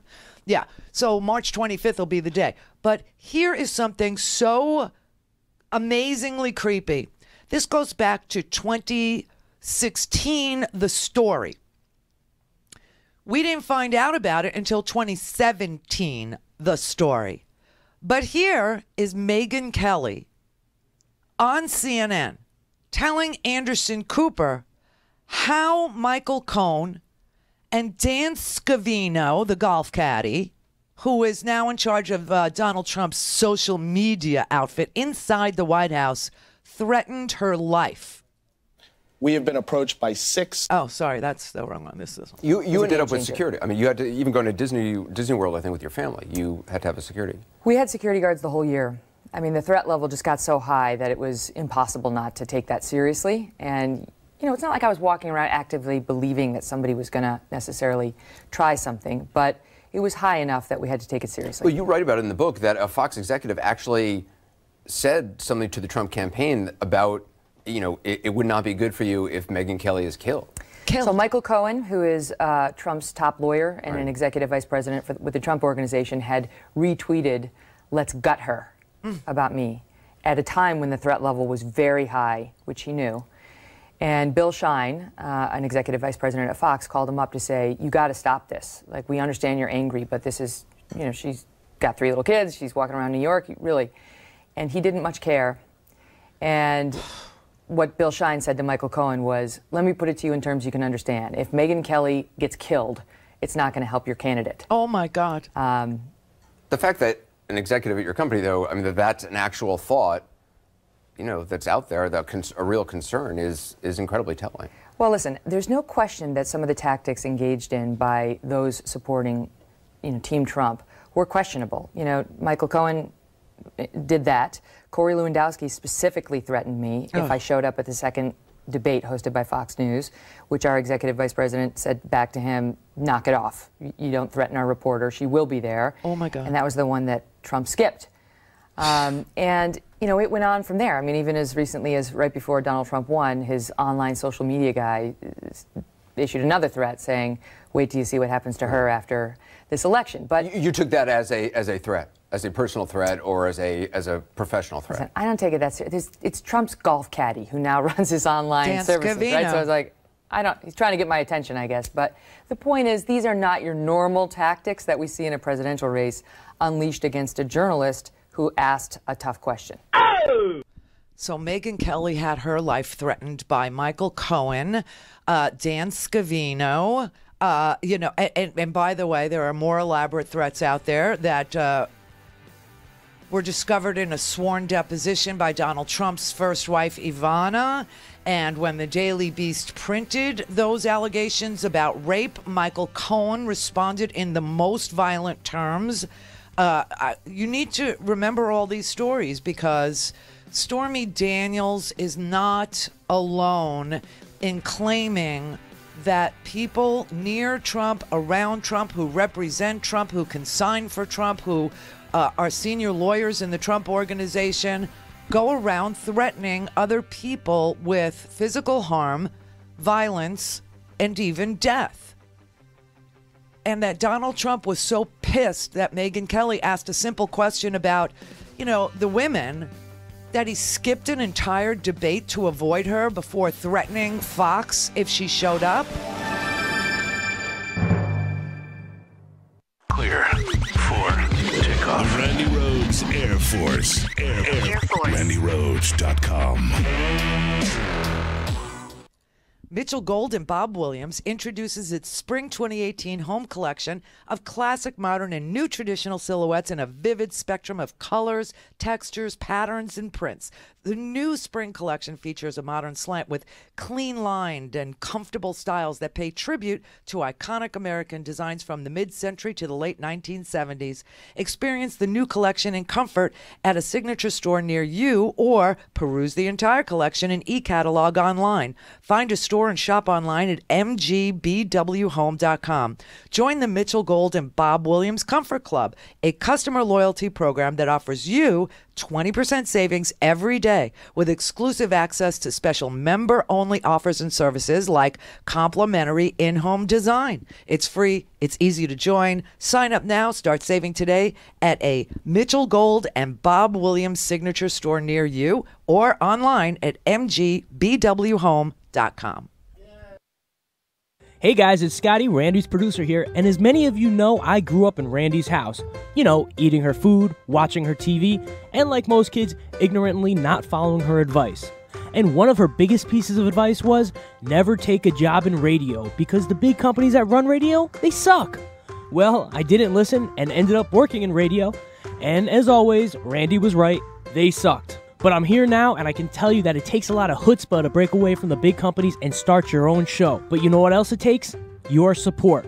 We are independent media, so the only financial backers we have are you, the best listeners in the world. And we can't do it without you. So please, go to RandiRhodes.com and support the show, buy a stinking podcast, donate some money, and keep us going.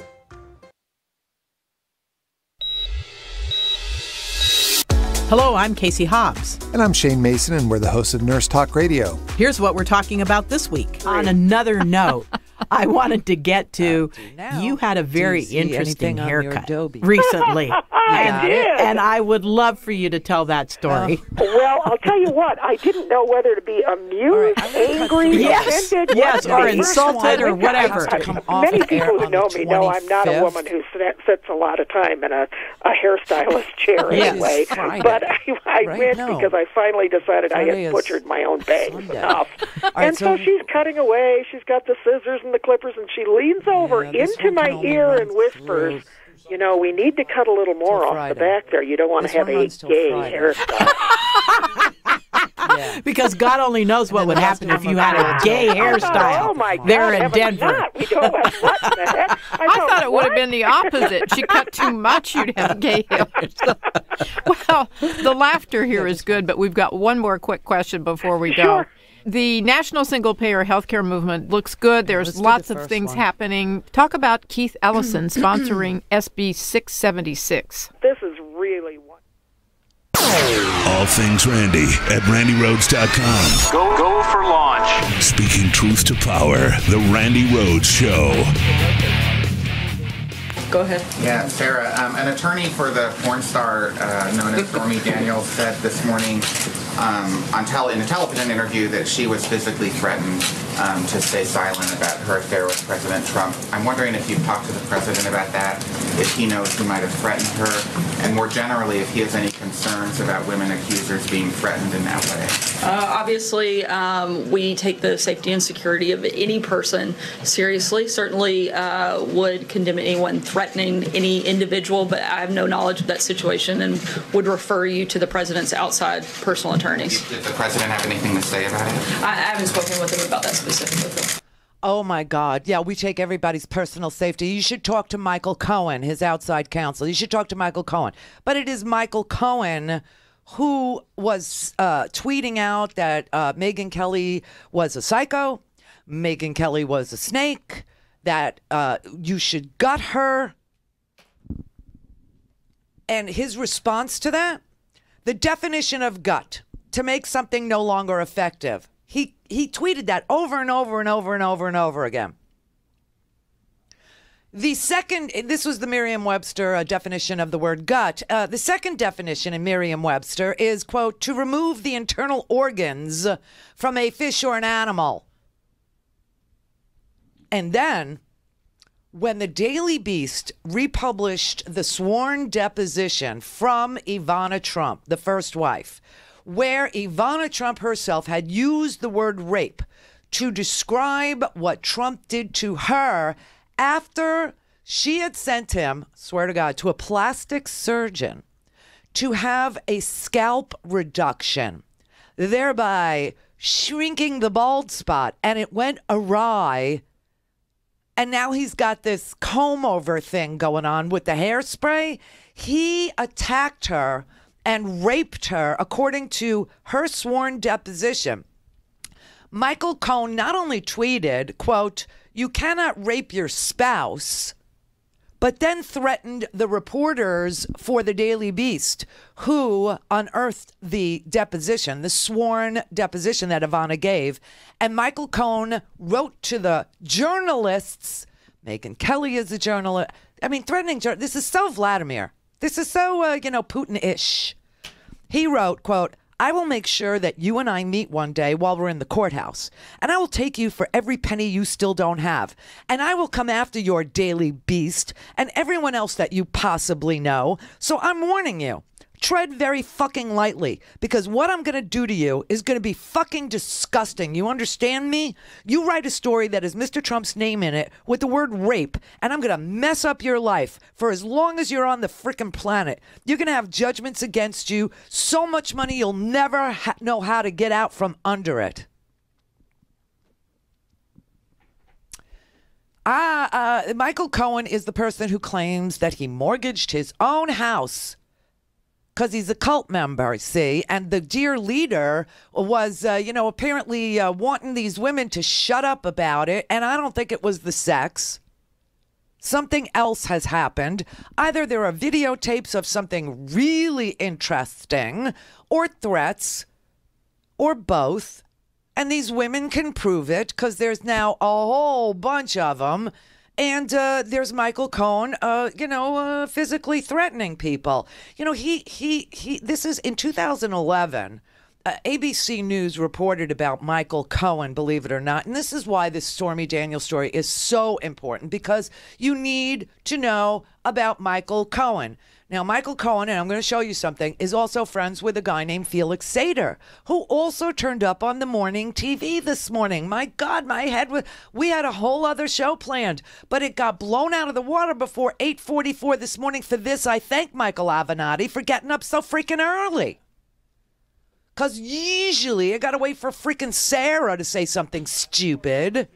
And she doesn't do any talking until, after makeup. And it takes until 2 in the afternoon to pull it together. Sorry, Brett. He digs her so deeply. Oh, Michael Avenatti. He's on TV again. Oh, God, this guy is a pit bull, man. Well, this is what they called Michael Cohen. In 2011, ABC News reported that Michael Cohen is a fan of violent metaphors, if not violence himself. They reported that he is known as Trump's pit bull, and some have nicknamed him Tom, as in, you're out, Tom, right? As in the consigliere from The Godfather to Michael. Quote, they asked him what it meant. He said, quote, it means that if somebody does something Mr. Trump doesn't like, I do everything in my powers to resolve it to Mr. Trump's benefit. If you do something wrong over here, I'm going to come at you. I'm going to grab you by the neck, and I'm not going to let you go till I'm finished. That's more Luca Brasi than Tom.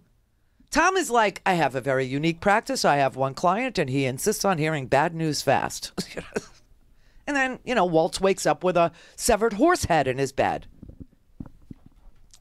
All to protect, Johnny, who's supposed to be Frank Sinatra. I mean, this is unbelievable. And then when the women started coming forward about Donald Trump, and after the Access Hollywood tape, Cohen said, beauty is in the eye of the beholder. These aren't even women he'd be attracted to. I think what Mr. Trump is really trying to say is that they're not somebody that he would be attracted to, and therefore the whole thing is nonsense. The relentless campaign that Trump unleashed on me and Fox News to get coverage the way he liked it was unprecedented and potentially very dangerous. If he were to repeat the same behavior from the White House, it would be quite chilling for many reporters, said Megyn Kelly. Only Vladimir Putin threatens and actually kills journalists. And this man, for some strange reason, wants to be Vladimir Putin. I mean, this is just disgusting. Listen to what Megyn Kelly outlined. Dan Scavino, the golf caddy. Michael Cohen, that's who we're talking about here. Now, Stormy Daniels, maybe 6 other women are being vetted to see if they were also threatened with violence. I mean, this is just beyond the pale. You ended up with security. I mean, you had to even go to Disney World, I think, with your family. You had to have a security. We had security guards the whole year. I mean, the threat level just got so high that it was impossible not to take that seriously. And, it's not like I was walking around actively believing that somebody was going to necessarily try something, but it was high enough that we had to take it seriously. Well, you write about it in the book that a Fox executive actually said something to the Trump campaign about, it would not be good for you if Megyn Kelly is killed.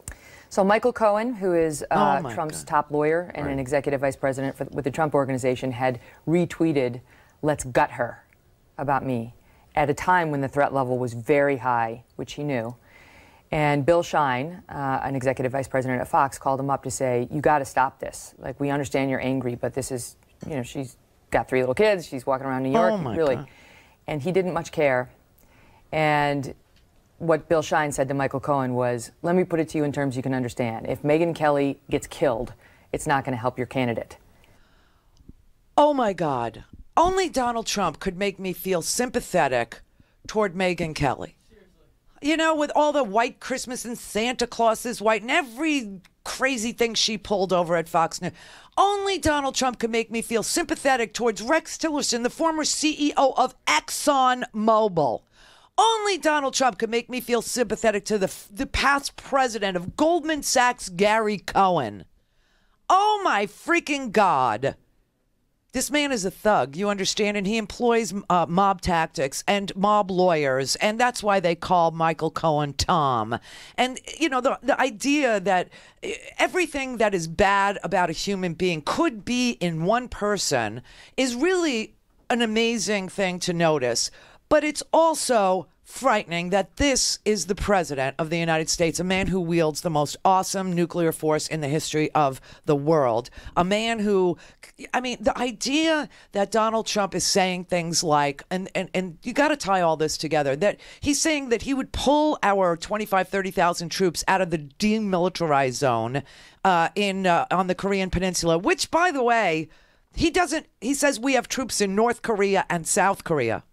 And I was joking yesterday when I said, gee, you know, the guy doesn't know we have a trade surplus with Canada, so let's just hope he knows the difference between the North and the South when he, you know, brokers this, meeting with Kim Jong-un. Let's just hope he knows the difference. Well, he doesn't, because yesterday he said that we have troops in North Korea and South Korea. Now, they're in the demilitarized zone, which is neither.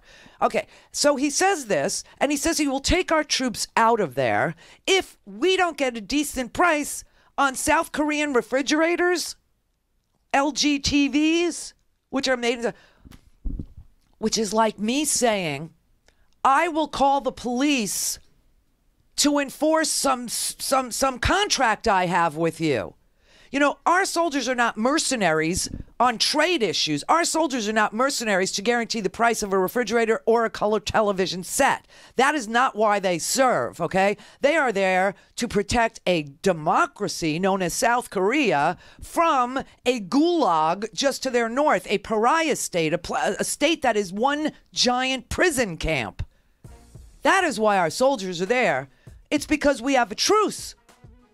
Nobody won the Korean War. It started on the 38th parallel and ended on the 38th parallel. Do you think this president knows this? I say no. He also does not realize what the purpose of the military is. It is certainly not to enforce a trade deal. Just like me calling the police, they would not enforce a contract if I felt the contract was breached. You go to the freaking court.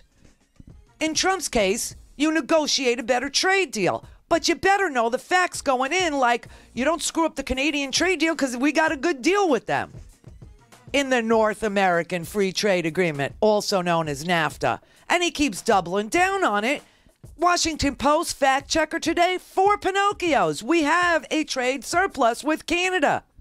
Well, not on timber and energy. That's 2 sectors of our trade. In total, we have a surplus.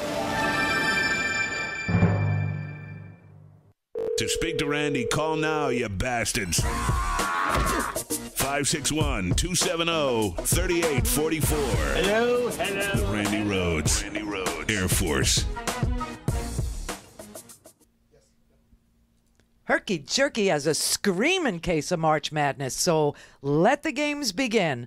Try Herky Jerky's delicious game jerky and meat sticks. All Herky Jerky staples for more than 25 years. They're talking about their famous buffalo, elk, and venison, which contains less fat and carbs than beef. And because theirs are farm-raised and grass-fed, they don't have that woodsy taste like some of the other kinds. If you've never had buffalo, elk, or venison meat, it's time to give it a try. They are healthy, they are tasty, and this month, all of the game jerky packs are $5 off. The venison sticks come in hot and mild, and they were once voted best in the country at a major food show on the West Coast, and from that point on, it's been their best-selling item. Whether you're already a fan of game meat or have never tried it, now's the time to take advantage of the savings. $5 off all month long and free shipping with 2 packs or more of anything in the store, including the beef, the bacon, and the turkey, too. No promo code needed. Just try some today. Go to herkyjerky.com. Whether you're listening to me, Mark Levine, each Monday and Wednesday, or me, Leslie Marshall, each Tuesday, Thursday, and Friday, you can hear us 3 to 4 p.m. Eastern Time on the Progressive Voices Network. Here's a sample of what you'll hear. Where I am right now is California, and the president's attorney general, Jeff Sessions, has announced that he has a lawsuit over sanctuary cities. In California, in areas where there's high crime, let's take Oakland, there are think tanks, even conservative think tanks, that found the overwhelming majority of crimes committed are by born, bred, and raised Americans here in the good old USA, not undocumented. This is what they don't want on the right, folks. They don't want undocumented workers or their children, who nobody can blame a majority feels should have a pathway to citizenship, to vote, because they'll vote for Democrats, and Republicans don't want that. I've seen tweets that say that, California is bankrupt and people are leaving California in droves, and those aren't the facts. So let me just give you some facts, okay? In this state of California, under the leadership of Governor Jerry Brown, whether you like him or not, or like Democrats or not, in this very blue state, and we are the world's 6th largest economy. We're like our own country within a country. In addition to that, right now, we have a surplus. So for people that say California's broke and liberals run it to the ground, poo-poo. The governor says this is a political stunt, and I agree. Is completely unprecedented for the chief law enforcement of the United States to come out here and engage in a political stunt, make wild accusations, many of which are based on outright lies. That's unusual. And particularly a fellow coming from Alabama talking to us about secession and protecting the human and civil rights. I do think this is pure red meat for the base, and I would assume, but this is pure speculation, that Jeff thinks that Donald will be happier with him, and I'm sure Donald will be tweeting his joy at this particular performance. But it's not about law enforcement. It's not. Call in, connect. To speak to Randi, call 561-270-3844. 561-270-3844. If Stormy Daniels comes out and says that she was physically, let's say that again, physically threatened harm by either the president himself or somebody very close, that, and it seems to be credible, that in and of itself would bring down this presidency with what is going on in the world right now. Well, I don't know. But think about what that's saying is. No, but think about what they're saying is that it depends on whether Republicans proof of that? actually. But think about what they're. Just really step back. Because we're not watching a movie. I know. It's stunning. What happened here 15 minutes ago is nothing short of stunning. And. It changes the dynamic. I'm really surprised that actually that he did answer that question. But obviously, in doing that, that had to be really something at the heart of her allegations, and one of the reasons why she's so insistent on coming forward now, because either Donald Trump or somebody closely associated to Donald Trump physically threatened her and told her to be quiet, or else harm would come to her. Well, first things first. That is unbelievable that the president of the United States, through his attorney or through his business attorney, whatever, is threatening women with physical harm, with violence, with death. I mean, Megyn Kelly is sitting there saying that, that she had security for a year because she was threatened by Michael Cohen. She was threatened by Dan Scavino, who they're in the White House right now serving the American people. And these are the people that are leveling physical threats to journalists. There was one to the Daily Beast journalists that published the Ivana sworn testimony in her divorce case. There is obviously Stormy Daniels. There might be 6 other women who have similar stories of threats of violence or harm or intimidation that made them fear for their safety, their security, their ability to move freely about the country. You have a president who thinks the military is there to enforce contracts, trade agreements. No, they're not there for that. They are there to protect, the democracy and the truce that we declared to stop the fighting in North and South Korea, between North and South Korea. I mean, and now he's hiring. Everyone he's hiring is from TV. They're all from Fox's green room. I mean, he's talking about, I told you, Larry Kudlow, who has never predicted anything about the economy and got it right, is now going to be our new economic advisor. You have, he's now talking about this, I don't even know his name, Seth Hegeth or something like this. Some guy from Fox News who ran for the Senate. You know, he thought he's backed by the Koch brothers. He's got this veterans organization that doesn't do anything for veterans, and he's backed by the Koch brothers and worked his way into a Fox News slot. Then he ran for the Senate, and it was so embarrassing. When he ran for the Senate, the Democrat one, it was just, I mean, and now he's talking about hiring him. He's talking about hiring, I mean, just these people all from Fox News. It's just unbelievable. And then we find out that of all the lawyers in the world, of all the lawyers that could have represented the Stormy Daniels case on behalf of Donald Trump in California, you know, Michael Cohen wanted to file to shut her up, and so he needed to go to the arbitrator. He needed to go to this arbitration company, and he needed to file something, you know, to get a temporary restraining order to keep her from talking. But he apparently isn't admitted in California, so they had to find another lawyer to file for the temporary restraining order. And instead of, you know, going to the millions of attorneys in California, they go to a Trump Organization senior vice president, and she files under the Trump Organization address in California. And now they're so freaked out that, because remember, Trump is claiming he doesn't know anything about her. Stormy Daniels, he never met her. Well, not that he never met her. They never had an affair. Michael Cohen denies the affair, but they're doing all these crazy things to stop her from talking, right? And so they go to file a temporary restraining order, but they don't have any representation in California. So instead of going to a California lawyer, they end up going to the Trump Organization attorney, thousands and thousands of attorneys in California. And they end up with Jill Martin, who defended Donald Trump on television after all these women came forward after the Access Hollywood tape. Yes, it's the same. Isn't that something? Isn't that just crazy? Trump calling these women and others, there are 10 now, quote, horrible, horrible liars. Okay, this is Jill Martin.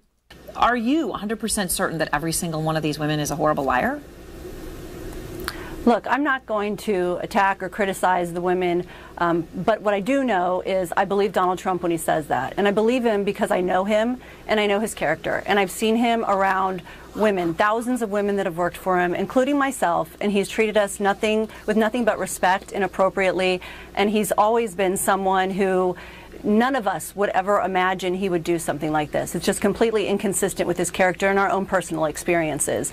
So because of that, I believe him when he says he didn't do anything inappropriate with women. So when he said today in response to the allegation from the People magazine reporter that he assaulted her too, let me just play for you exactly what he said about her specific story. Here he is, Jill. Take a look. You take a look.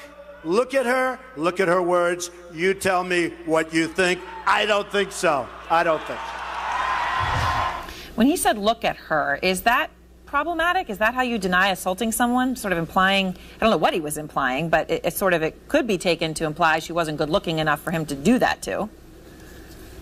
Well, I don't think that's what he was saying at all, and I think it's pretty clear from his statement itself. He says, look at her words. He's saying, look at the entire picture. Look at this story. Look at what she is saying.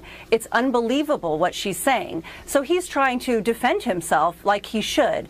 If you're accused of things such as this, you would defend yourself as well. And he's telling America to look at this whole story and look at what's really going on and judge for yourself. And when I look at this, I judge him based on the character I know him to have, and it's inconsistent with her story. What a freaking liar. I mean, just like a top she's spinning. This is amazing. So she's the attorney. Now, she says she was acting on her own. I want to see your timesheets, Miss Martin. I want to see your timesheets. I want to see who paid the bill for your time filing for a temporary restraining order, which you say the Trump Organization did not pay you for. You were acting on your own. She did, you know, there are a lot of lawyers in Los Angeles. Out of all the lawyers in Los Angeles that they got to participate in this arbitration, they picked someone from the Trump organization. Again, and you know, why this matters is that Michael Cohen's position from the very beginning has been this was purely his involvement with Stormy Daniels, an act of altruism on his part, completely separate from the Trump organization, completely separate from Donald Trump himself. But now we have not only his, frankly, difficult to believe story that he just paid $130,000 out of his own pocket. Oh, please. But now we have the to an adult film actress who he says didn't have an affair with the president, but just to be a nice guy, he wanted to give her $130,000 on the very eve of the election. Believe me, that's his story. What I say is what I say. It's just, the story makes no sense. It makes absolutely no sense. But, you know, Jill Martin can settle this in a heartbeat. And if I were Michael Avenatti, and I'm sure he's thought of this because he's just so sparkly and smart and confident, and I'm sure he's thought of this, Jill Martin needs to show her timesheets, and she needs to show how many hours it took her to apply for the temporary restraining order and who paid her for her time, if not the Donald Trump organization. Now, speaking of the Trump organization, and this is going to get complicated, and this is why I like the Stormy Daniels story, because it's very simple and easy to understand. What's being alleged is that Stormy Daniels had sex with Donald Trump, I'm guessing 13 times. They asked Michael Avenatti this morning, because Mika had the same question I had. It's such a random amount. She said the same thing. She said it's just a strange amount. Why 130,000? You know, you got this guy who claims to be a billionaire, and, you know, they're alleging on the Trump side that Stormy Daniels extorted Donald Trump, right? For what, 130 grand? Please. She's an adult film star. I mean, she gets more than that for one movie. She's now a director. She also promotes. She works for Vivid. Or no, she works for Wicked. She works for Wicked. You know, soft porn, nothing. It's not my lane. Not bad. You see, the guys like it. Yeah, I'm deeper. I need real actors. No, but I got to say, this is a random amount. And so I sort of figured maybe she had sex with him 13 times, and Donald Trump's going rate seems to be, I'll give you $10,000 in use of my condo over here, right? So I'm thinking that she kept a record, and it was 13 times, and so, you know, Michael Cohen said, oh, 13 times, all right, he likes to pay $10,000, so 130. You know, take it or leave it, that's my, right? But it could be worse. She could have had sex with him 20 times. Go to RandyRhodes.com for the whole thing and a podcast. Buy a stinking podcast.